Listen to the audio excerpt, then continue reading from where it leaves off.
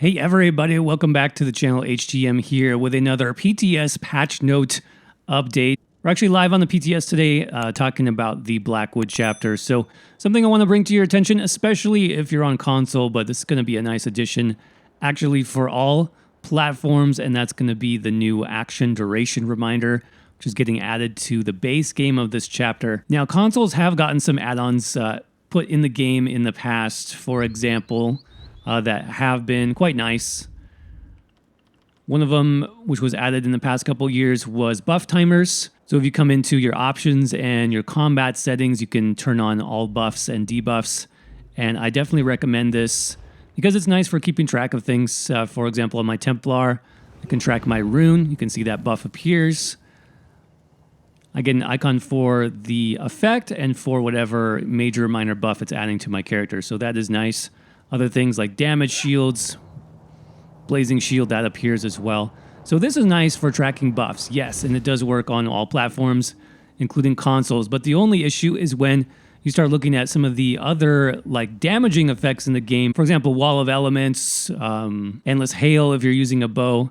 I'll show you right here. Effects like this don't show up on your basic buff timers because they aren't technically a buff. It's a damaging effect. So I'm going to have some trouble keeping track of these, especially if I have them, on multiple bars, things like that. Console UI has never been able to track that until now, until the Blackwood chapter, where we have some new options in the combat menu. So I want to show you those really quick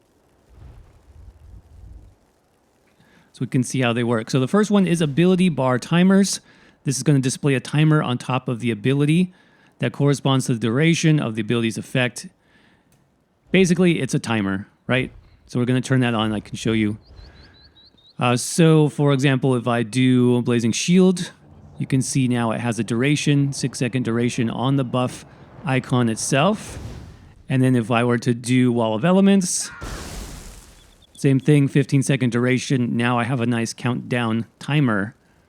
So that's going to work for all effects, including damaging effects, which we didn't have access to before, which is really nice. So that'll show on whatever active bar you're on. So if I switch to the back bar, you can see my rune here. It has about a 25-second duration. So you see that as well. So very cool. Now, the other part of this, part 2, is going to be ability bar back row.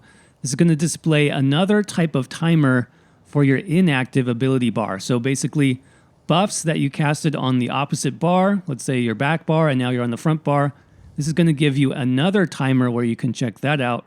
Basically, it's going to give you a little progress bar where that skill would be on the opposite bar, so you can see when it's getting close to running out. Let me show you what that looks like.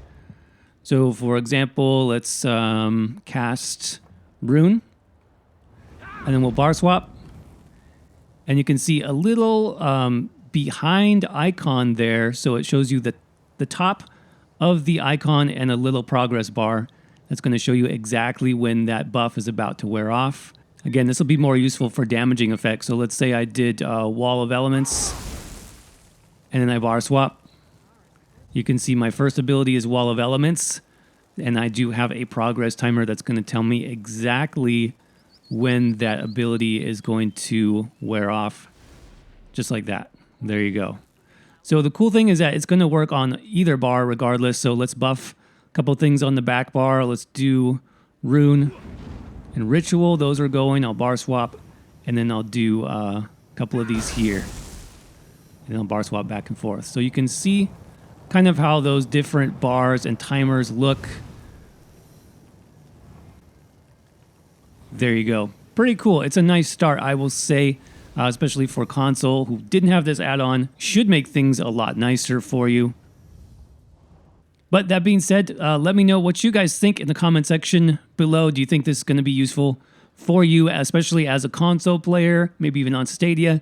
Is this something that you'll use, and will it help you in your rotation? Let us know what you think. And as always, thanks for watching, and I'll see you around in the next video. Bye.